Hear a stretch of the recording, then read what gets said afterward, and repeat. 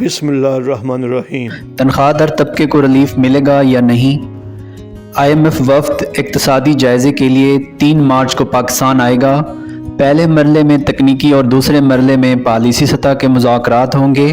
وفد آئندہ مالی سال کے لیے بجٹ کی تجاویز بھی دے گا۔ IMF سے رضامندی کی صورت میں ہی تنخواہ دار طبقے کو ریلیف مل سکے گا۔ تنخواہ دار اور کم آمدنی والے طبقات پر حکومت مہربان، ٹیکسوں میں کمی، بڑے ریلیف کے لیے تجاویز تیار۔ وفاقی وزیر خزانہ نے خوشخبری سنا دی۔ کیا حکومت نے تنخواہ دار اور کم آمدنی والے افراد کو ریلیف دینے کا فیصلہ کر لیا ہے؟ جی ہاں، ٹیکسوں کے بوجھ تلے دبے ہوئے سرکاری ملازمین کو ریلیف دینے کی تیاریاں مکمل ہو چکی ہیں۔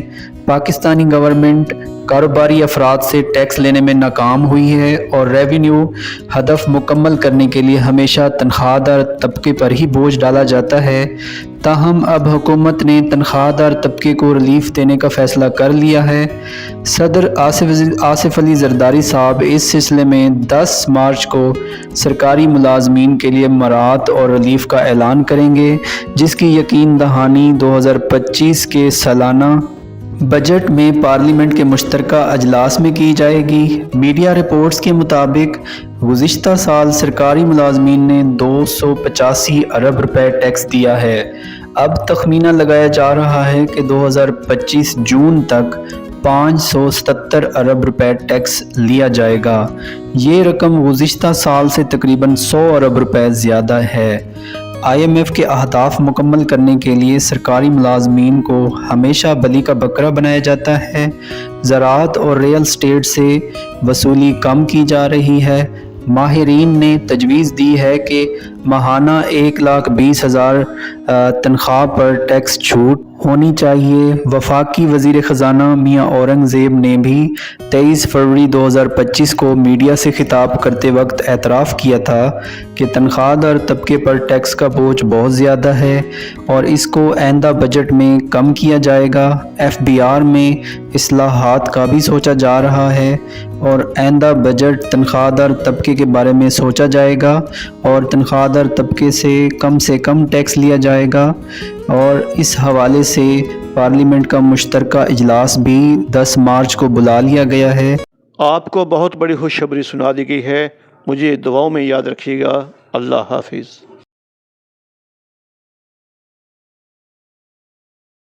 امجد صاحب، ایک اور ایشو سر ایک اور ایشو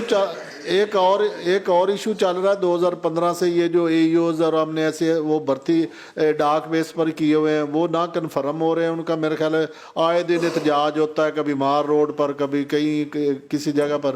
ان کا کوئی سلوشن کوئی پراپر ہوا نہیں ابھی تک؟ 2015 سے چلا آ رہا ہے یہ احتجاج، ایک پرماننٹ چل رہا ہے، یا ان کو یا تو پرماننٹ کریں، نہیں کرنا تو کوئی ڈیسیژن کریں۔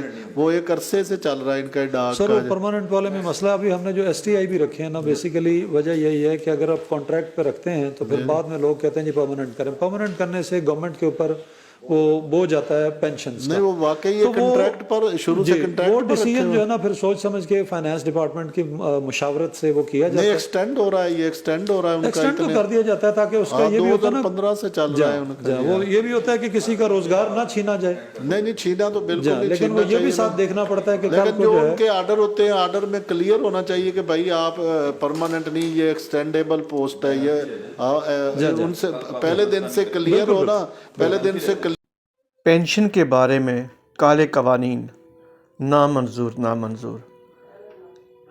یہ ایک ایسا قانون ہے کہ کچھ لوگوں کو پینشن پرانے قانون کے تحت دی جا رہی ہے اور کچھ لوگوں کو پینشن ظالم اور کالے قانون کے تحت دینے کا فیصلہ کیا گیا ہے۔ یہ ملازمین قطعاً قبول نہیں کریں گے اور اپنا حق لے کر رہیں گے، کیونکہ حکومت نے ان کو آئینی حق دیا ہے۔